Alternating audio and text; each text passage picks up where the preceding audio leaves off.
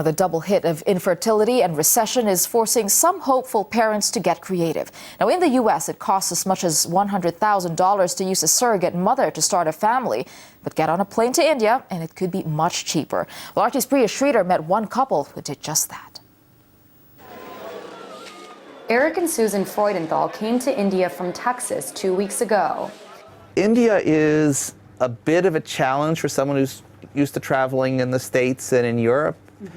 But you figure out your way around. Susan, you should come up and take a look.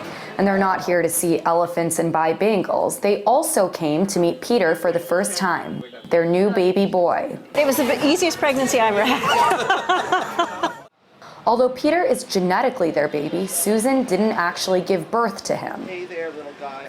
An Indian surrogate who they'd never met did. Around 10 years ago, we decided we would try to have a child, and it didn't happen naturally. We'd pretty much given up hope, and we spent a bunch of money. And that's when we just realized Indian surrogacy was actually something that was reasonable. Surrogacy is the latest trend in the outsourcing relationship between the West and India. Since the recession began, doctors here say they've seen a demand for their services quadruple, and most of that interest is coming from abroad. That's because the price tag of surrogacy is a quarter of what it costs in the United States. Eric and Susan found this Delhi fertility clinic online while they were at home in the U.S. They paid the clinic $25,000, which covered everything from the surrogate to the lab work. In the United States, they would have spent 4 times that much. The surrogate herself receives anywhere from $6,000 to $8,000 for the job, an amount of money that is hard to say no to for many of these women who are poor and uneducated. For people here, it's a huge amount of money, much more than they could possibly make in a whole year. After Neelam Chauhan's husband left her, surrogacy seemed the best way to support her 2 kids and mother.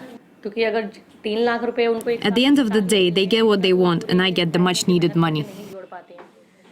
But it's this sense of desperation that critics fear make these women vulnerable.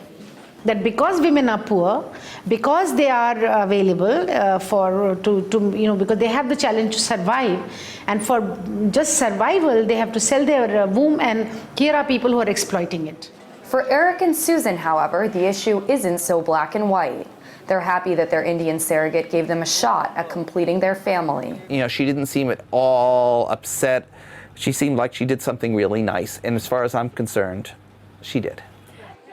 Ending their 10-year journey to have a baby in a place they never expected. Priya Sridhar, RT, New Delhi, India.